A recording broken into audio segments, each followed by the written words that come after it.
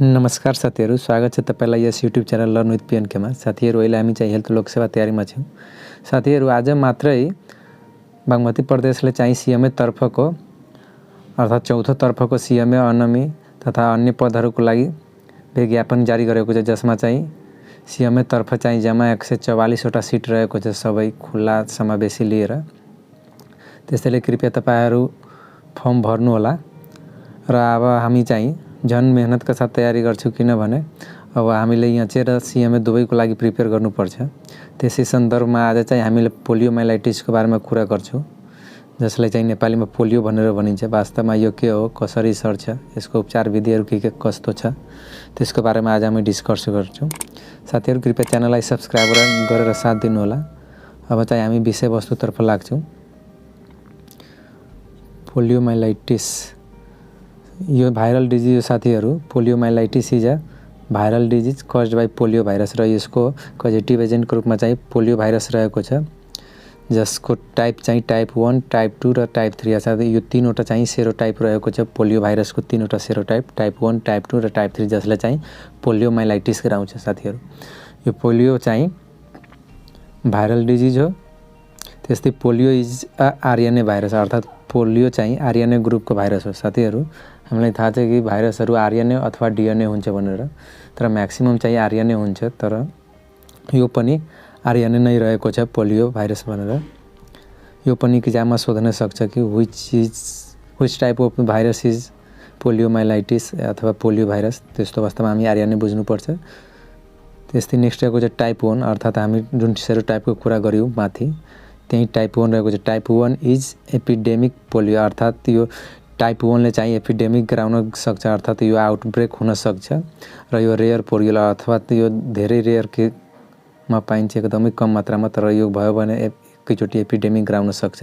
And प्यारालाइटिक polio र यसले चाहिँ प्यारालाइसिस गराउन सक्छ। टाइप 1 ले चाहिँ प्यारालाइटिक पोलियो भनेर पनि भनिन्छ, किनभने यसले प्यारालाइसिस गराउन सक्छ मोस्ट अफ द केसेसमा। त्यस्तै नेक्स्ट रहेको छ type 2। Type 2 polio is most antigenic अर्थात यसको एन्टिजेन चाहिँ बढी पाइन्छ टाइप 2 को, त्यसैले यसलाई मोस्ट एन्टिजेनिक भनेर भनिएको छ। त्यस्तै नेक्स्ट रहेको छ हाम्रो टाइप 3 अर्थात type 3 polio is associated with VAPP अर्थात यो टाइप 3 पोलियो चाहिँ VAPP सँग सम्बन्धित रहेको छ। र यो VAPP भनेको के हो त, भ्याक्सिन एसोसिएटेड प्यारालाइटिक पोलियो अर्थात भ्याक्सिनसँग सम्बन्धित रहेको प्यारालाइटिक पोलियोलाई चाहिँ हामी टाइप 3 पोलियो भनेर चाहिँ बुझ्छौं। त्यस्तै यसमा हाम्रो नेक्स्ट इम्पोर्टेन्ट पोइन्ट रहेको छ polio is primary infection of GI अर्थात यो चाहिँ मोस्टली चाहिँ जीआई को इन्फेक्सन हो, तर यसले चाहिँ एफेक्ट नर्भस सिस्टमलाई गर्छ। अर्थात यो ग्यास्ट्रोइन्टेस्टाइनको इन्फेक्सन हुँदा पनि यसले एफेक्ट गर्ने भनेको नर्भस सिस्टम अर्थात हाम्रो ब्रेनलाई चाहिँ यसले एफेक्ट गर्छ। त्यस्तै नेक्स्ट रहेको चाहिँ हाम्रो ओन्ली अकर्स इन ह्युमन, यो मान्छेमा मात्र हुन्छ, अन्य कुनै जनावरहरुमा हुँदैन। Most of the cases are asymptomatic अर्थात यो पोलियो लागेको बिरामीहरुमा ज्यादै सिम्पटम्सहरु चाहिँ देखा पर्दैन। यो मोस्ट अफ द केसेसमा चाहिँ असिम्प्टोमेटिक हुन्छ, बिना कुनै लक्षणको लक्षणविहीन हुन्छ।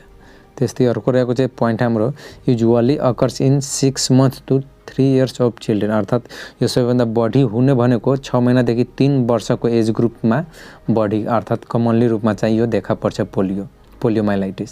त्यस्तै नेक्स्ट रहेको छ नट रिपोर्टेड आफ्टर 15 years अर्थात कोही पनि मान्छे यदि 15 वर्ष पुगिसकेको छ, त्यो भन्दा माथि भइसक्यो, त्यस्तो अवस्थामा पोलियो देखा पर्दैन।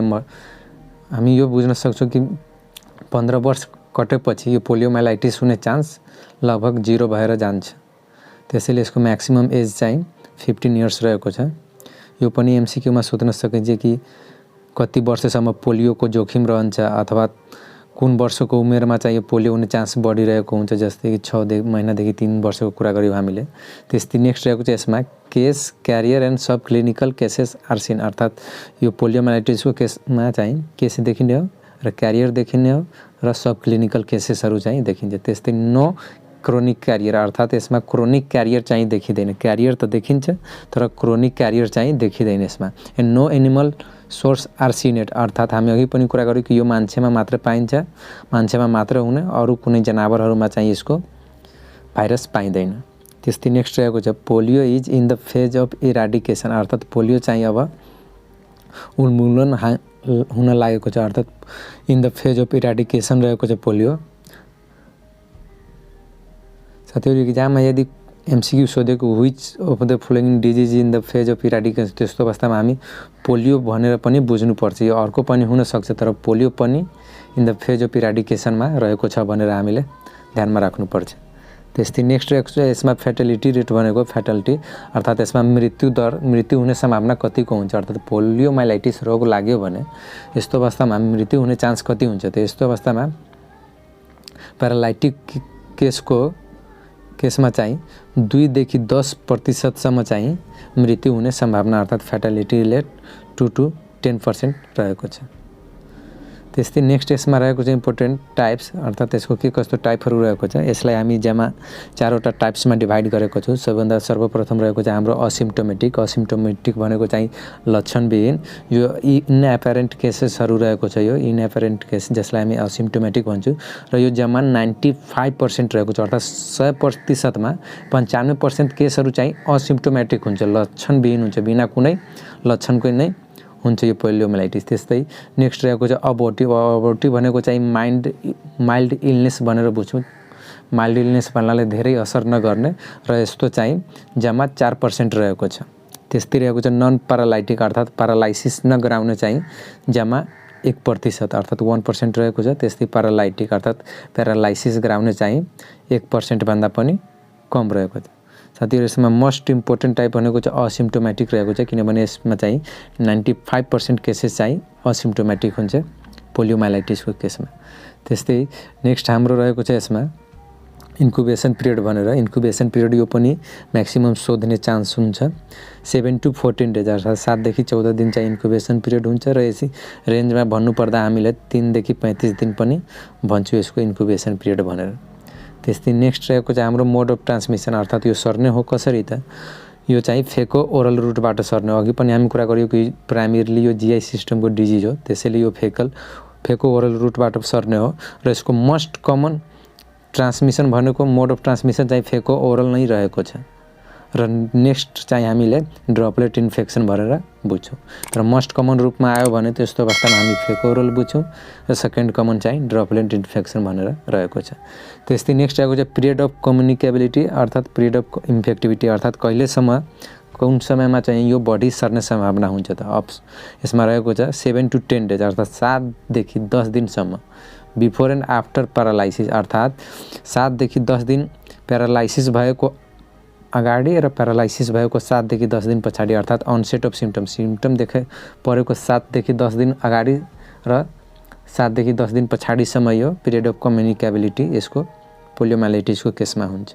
त्यस्तै रहेको छ viruses are available in stool up to 2 to 3 weeks अर्थात् यो पोलियोमाइलाइटिस लागिसकेपछि यसको भाइरस चाहिँ दिशामा देखा पर्छ त्यो पनि 2 to 3 विक्ससम्म मात्र र 2 to 3 विक्समा हामी एक्जामिन गऱ्यौँ न भने त्यसपछि देखिने सम्भावना एकदमै कम हुन्छ। त्यसैले पोलियोमाइलाइटिसको केसमा हामी डायग्नोसिस गर्दाखेरि स्टुल एक्जामिनेसन हामीले सकेसम्म सिम्पटम्स देखा परेको चाहिँ 2 देखि 3 हप्ताको भित्रमा हामीले स्टुल एक्जामिनेसन गरिसक्नुपर्छ हैन भने यो भाइरस चाहिँ सबसाइड हुन सक्छ यस्तो केसमा।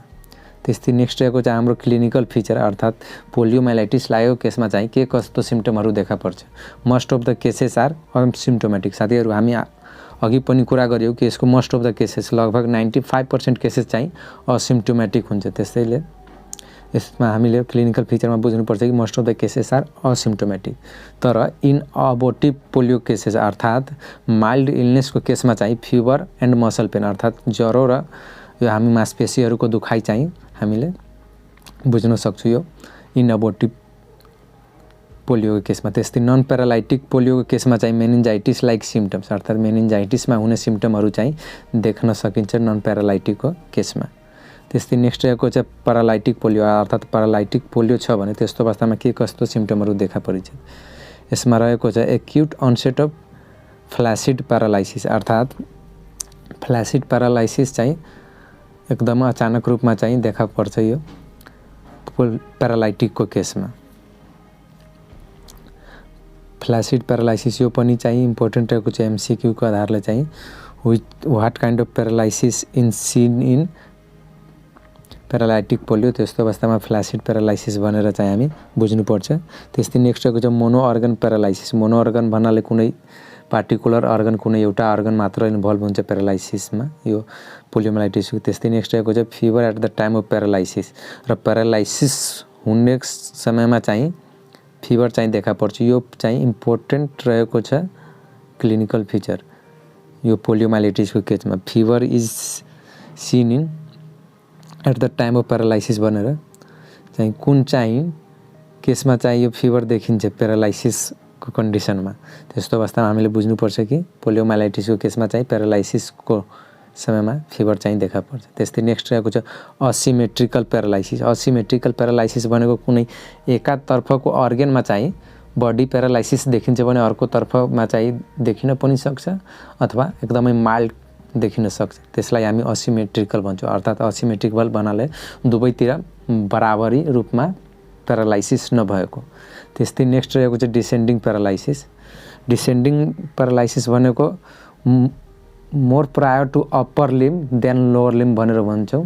अर्थात् बडी माथिको लिम्बमा चाहिँ बढी प्रायोरिटी हुन्छ तर लोवर लिम्बमा चाहिँ कम हुन्छ किनभने अघि पनि हामी कुरा गऱ्यौँ असिमेट्रिकल अर्थात् बराबरी रूपमा फैलिएको हुँदैन त्यसैले यसमा डिसेन्डिङ प्यारालाइसिस हुन्छ। त्यस्तै नेक्स्ट रहेको छ proximal muscles are involve. Digital muscle भन्दा पनि यसमा इन्भल्भ हुनु भनेको प्रोक्सिमल मसलहरू हो।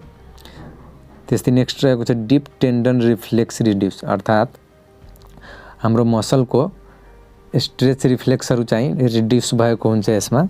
अर्थात् यो चाहिँ कस्तो बुझ्न सक्छु भने अटोनोमस हुन सक्छ यसमा डिप टेन्डन रिफ्लेक्सहरू अर्थात् इन्भोलुन्टरी हुनसक्छ किनभने हातहरू चाहिँ हामी भोलुन्टरी रूपमा चलाउने हो तर यो प्यारालाइसिसको केसमा चाहिँ इन्भोलुन्टरी हुनसक्छ जसलाई हामी डिप टेन्डन रिफ्लेक्स भनेर बुझ्छौँ। त्यस्तै नेक्स्ट रहेको छ ट्राइपोड साइन। ट्राइपोड साइन भन्नाले अनेबल टु स्ट्यान्ड अर्थात् यसमा प्यारालाइसिस भयो भने पोलियोमाइलाइटिस भयो भने त्यस्तो अवस्थामा हामीलाई उठ्न गाह्रो हुन्छ उठ्न सकिँदैन जसलाई हामी ट्राइपोड साइन भनेर भन्छौँ। यो पनि MCQमा सोध्न सकिन्छ कि ट्राइपोड स्ट्यान्ड कुन डिजिजसँग सम्बन्धित छ।